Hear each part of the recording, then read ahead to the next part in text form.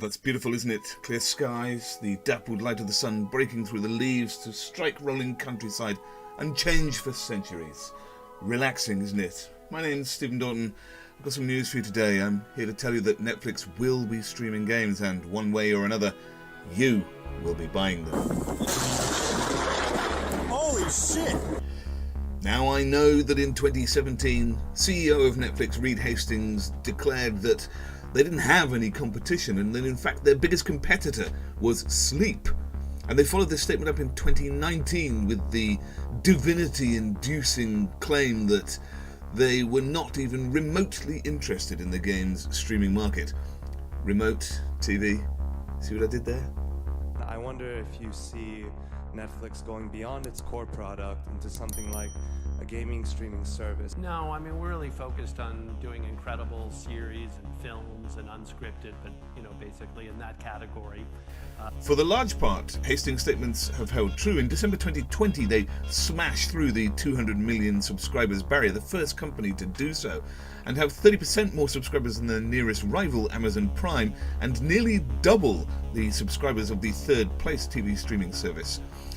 Why then have there been reports recently from insiders of Netflix looking around for some executives to help them enter the games streaming market? There are two reasons why Netflix has changed its mind about the games streaming market. Firstly, they're under pressure domestically. In the US in 2020, they lost 1/3 of their market share, down from 29% to 20%, due to the entry of HBO Max, Disney Plus, and the continued growth of Hulu in this area. 2021 looks to be little better for Netflix, with a warning that they may only break even. The first quarter growth figures were the slowest for 4 years, and the second quarter had to come with a warning that they would not be adding the 10 million subscribers they expected globally, but only 1 million globally. This sent shockwaves through Wall Street a few weeks ago, wiping 8% of their share value. Now, stocks have recovered a little lately, but the future remains brittle. The second reason is that the games market has become too big to dismiss any longer. By 2024, it is estimated that the TV on demand market will be worth $87 billion.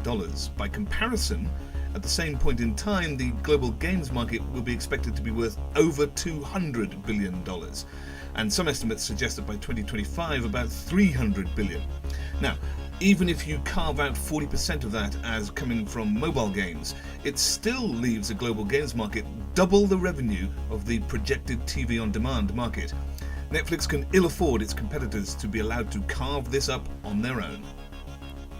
Gaming history is littered with newcomers to the market who arrive with a smash. Most recently, Nintendo and Microsoft barging to the top of the pile with their consoles. Now, Nintendo has fought back recently with the Switch, but one thing is certain, the future of gaming most definitely lies in streaming through screens and monitors. Google has built Stadia, Sony has PlayStation Now, and Xbox has been betting big in the recent E3 with Xbox Live Pass and a bunch of day one releases as part of their advert. In this sense, Epic have bet on the wrong side of the coin in trying to tempt people into a new store front. Having seen the difficulty that Epic have got in getting past gatekeepers like Apple with their recent court case, and that Google has had with setting up Stadia, it seems obvious to me that Netflix has the skill and technical prowess to deliver a reliable streaming service for games. That's going to be a welcome addition to the market. And remember, Netflix already has form in interactivity. Think of Bandersnatch, the TV program that was broadcast a few years ago, and also of Minecraft Story Mode, 5 one-hour episodes of interactivity choosing your own adventure. There are other examples, but they will have learned a great deal from these things, and it's probably true that they've been trying to apply this in the future. They've also got the additional benefit of having developed tie-ins to games. Think of the recent cartoon Castlevania series, and of course of The Witcher. This gives Netflix a source of income and a temptation that other providers of game streamers could not have, the chance for a TV tie-in. Lastly, and most potently, you are the reason that they will win.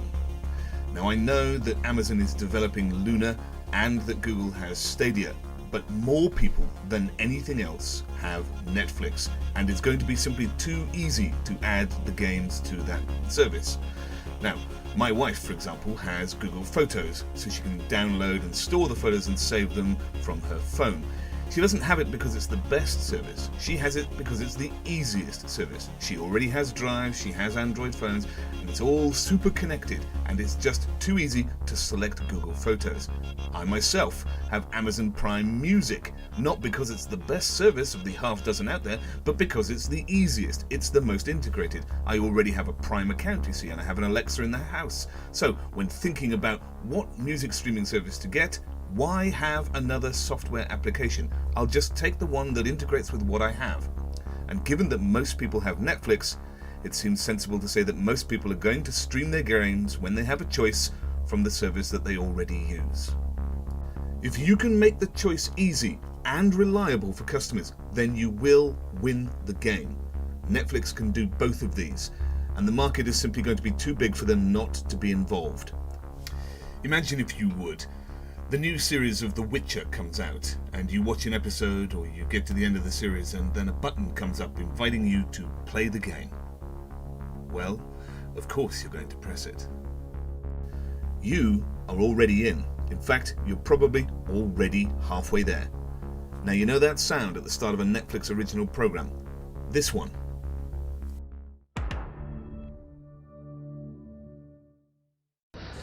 That is the sound of inevitability. If you enjoyed this video, then give us a thumbs up below and subscribe to hear more from Chasing XP, and add a comment to tell us if you agree that Netflix will rule games or not.